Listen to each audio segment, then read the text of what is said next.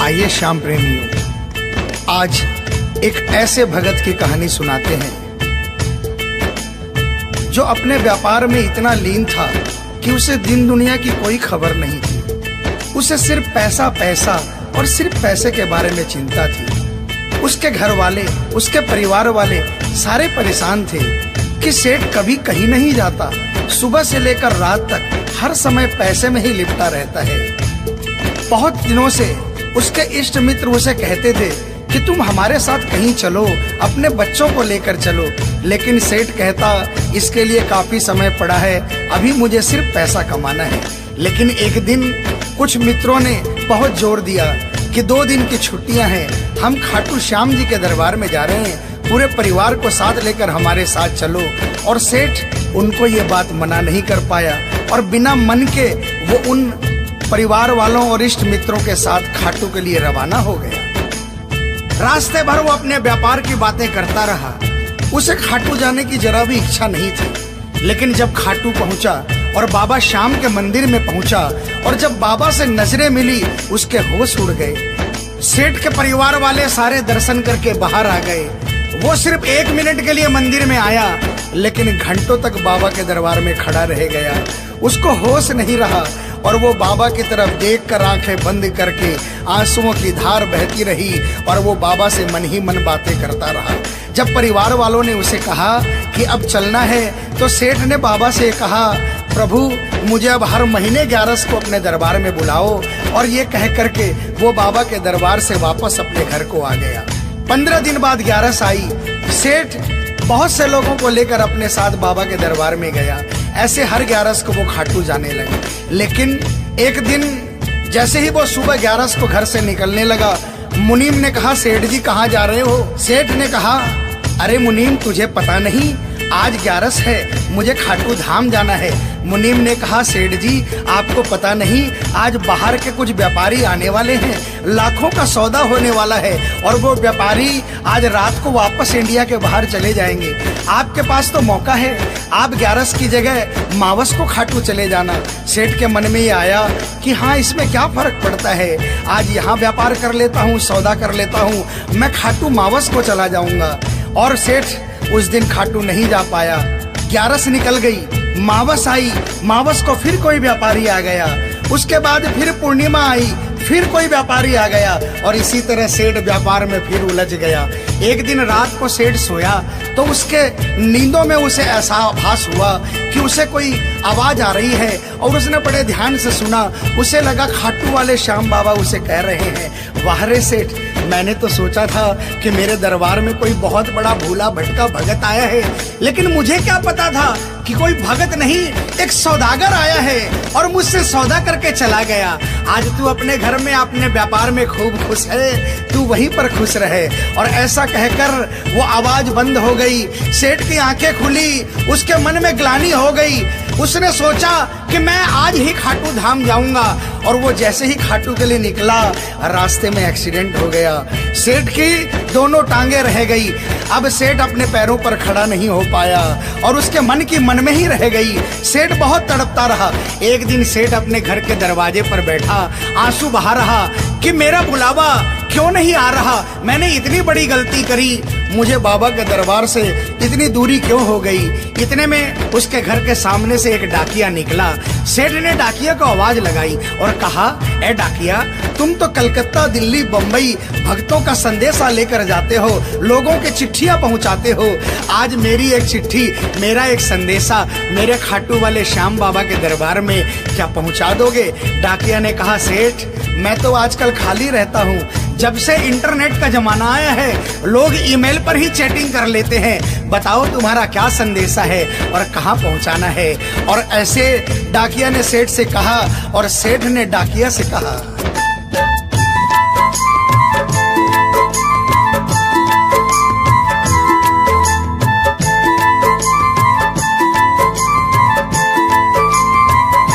डाकिया जा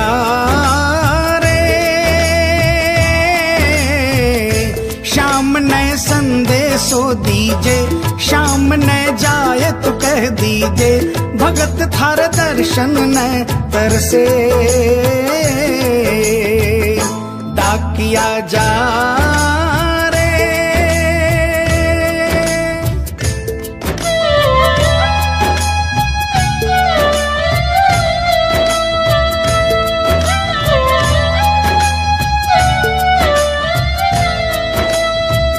डाकिया ने कहा, सेठ आपका संदेशा तो मैं पहुंचा दूंगा, लेकिन मुझे ये तो बताओ कि आपका संदेशा पहुंचाना क्या है, जहां मुझे संदेशा पहुंचाना है वहां का ठिकाना क्या है। और डाकिया ने कहा,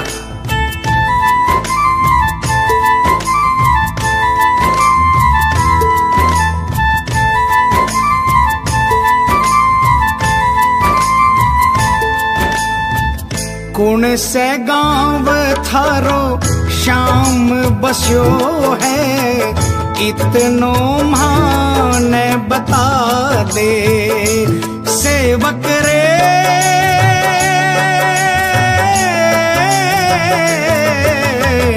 घर तेरे पास है कोई निशानी, माने तू दिखला दे। कैया जानूंगा पहचान, मैं हूँ छोरो अनजान। कैया जानूंगा पहचान, मैं हूँ छोरो अनजान। कैया शाम शु होसी मिलन, डाकिया जा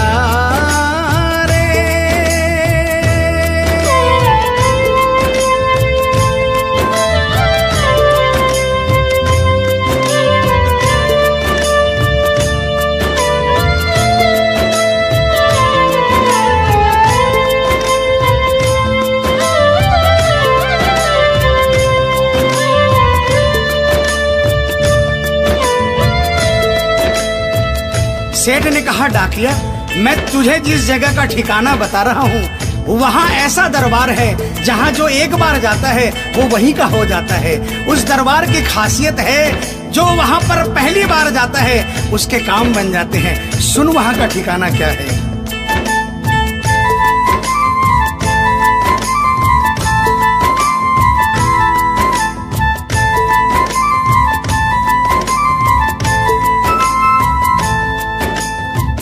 खाटू में है श्याम जी को मंदिर, शिखर ध्वजा लहरावे। डाकिया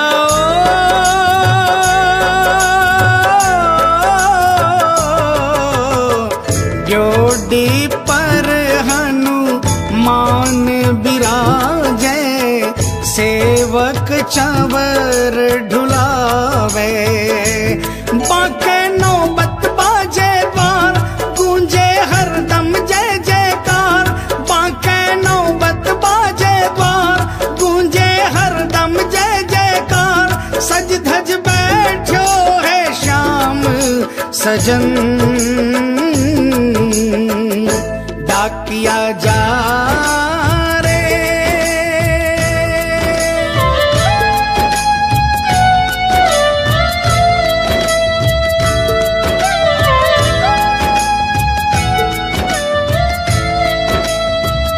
डाकिया सेठ जी के यहाँ से निकल जाता है और वो खाटू धाम के लिए प्रस्थान करता है।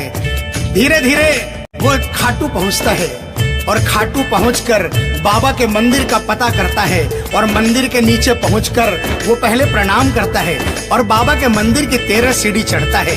और वो बाबा के सामने पहुंचकर बाबा की तरफ नहीं देखता, पहले अपने झोले में से वो सेठ की चिट्ठी निकालता है और चिट्ठी निकाल के पढ़ने लगता है।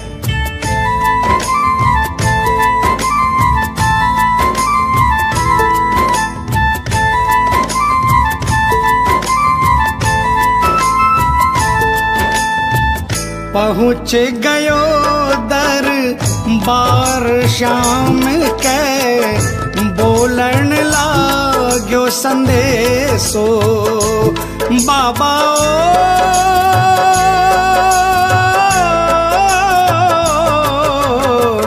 बन बैठो कद श्याम दीवानो, कुछ ना रयो अंदेशो। आखड़ ल्यासू बरसी धार, जैया सावन की फुहार।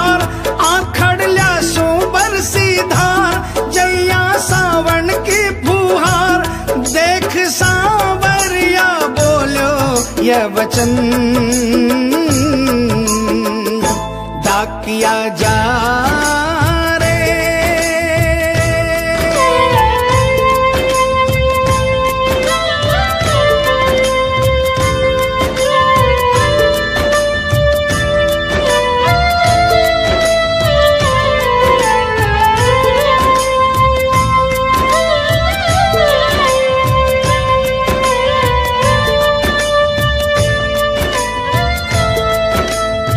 जो ही डाकिया ने सांवरे सेठ की तरफ देखा, उसके होश उड़ गए, उसकी आंखें बंद हो गई, आंखों से आंसुओं की अविरल धारा बहने लगी।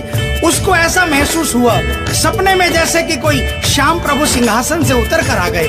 उसे अपने गले से लगा लिया और डाकिये से कहा, कैसे हो डाकिया? डाकिया प्रभु के चरणों में गिर गया, कहा, प्रभु आज मैं धन्य हो गया, इतने वर्षों तक आपके दरबार नहीं पहुंचा, आज सेठ जी के कारण मैं आपके दरबार में पहुंच गया। अब मुझ पर इतनी कृपा कर दो, मुझे अपनी शरण में रख लो। लेकिन बाबा ने कहा, नहीं बेटा, मैं तुझे अपनी शरण में रखूंगा, लेकिन अभी तुझे मेरा एक छोटा सा काम करना है। जिस सेठ ने तुझे ये संदेशा देकर भेजा है, अगर उसके पास मेरा जवाब नहीं गया तो वहां जीते जी मर जाएगा। तू मेरा एक छोटा सा काम कर दे, वापसी संदेशा तू उस सेठ को जाकर दे दे। और बाबा ने कहा,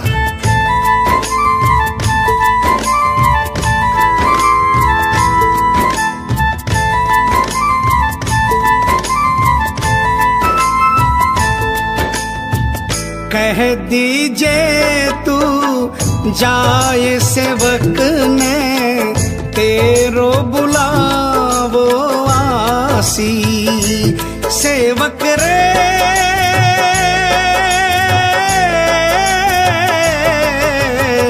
सबकी आस पुराऊं तो तू कैया रह पासी। तेरी सारी जानू बात पूरी करशू मन की आस, तेरी सारी जानू बात पूरी करशू मन की आस। पर बढ़ा मेरे कानी कदम डाकिया जा रे। संदेशो सेवक ने दीजे, सेवकिया राह तेरी निरखे। संदेशो सेवक ने दीजे, सेवकिया राह तेरी निरखे। सेवक संदेश ने तरसे डाकिया जा रे।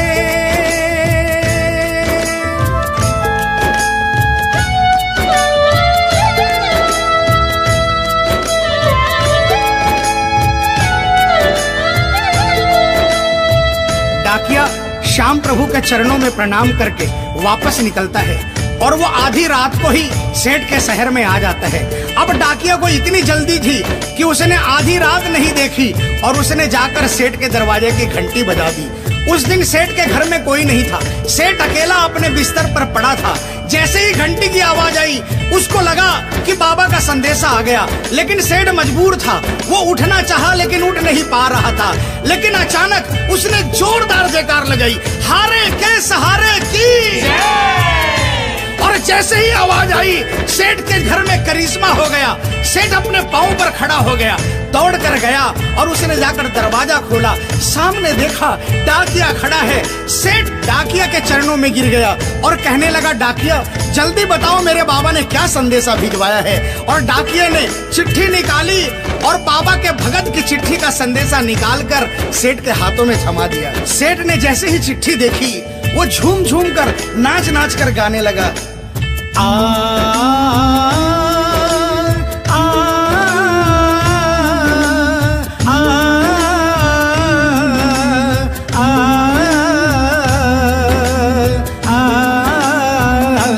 चिट्ठी आई है, चिट्ठी आई है, चिट्ठी आई है, चिट्ठी आई है, चिट्ठी आई है, खाटू से चिट्ठी आई है।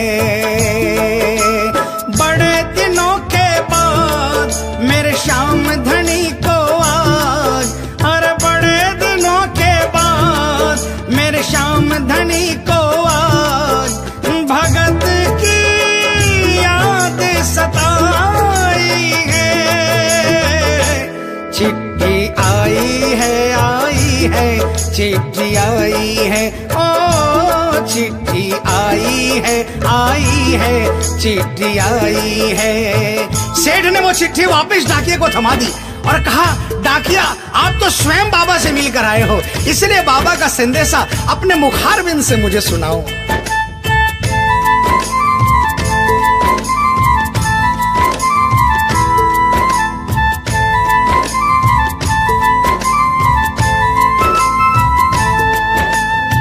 सुन संदेशो सांवरिये को मनड़ो घणो हरसायो।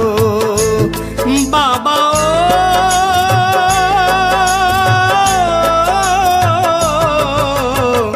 बंध गया पाँव में घूघरिया सा, मन को मोरियो गायो।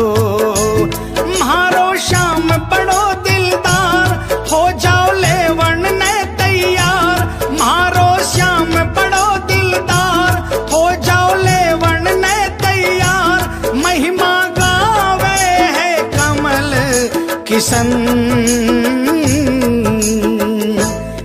किया जा। आप सभी श्याम प्रेमियों से जो कभी खाटू नहीं गए, जिन्होंने बाबा का नाम सुना है और जिन्होंने नहीं सुना, उन सबसे निवेदन, जो कभी खाटू नहीं गए वो एक बार हमारे बाबा श्याम के दरबार में पहुंचिए। ये वो दरबार है जहां हारे हुए को जीत मिलती है, जहां लोग हार कर आते हैं लेकिन हार कर वापस नहीं जाते, जहां हर हारे का सहारा होता है, चाहे कैसा भी कोई क्यों ना आता हो। बाबा श्याम हर आने वाले को गले लगाता है, उसको काम पूर्ण करता है और उसे खुशहाल करके अपने घर को भेजता है। बोल खाटू नरेश की, बोल हारे के सहारे की।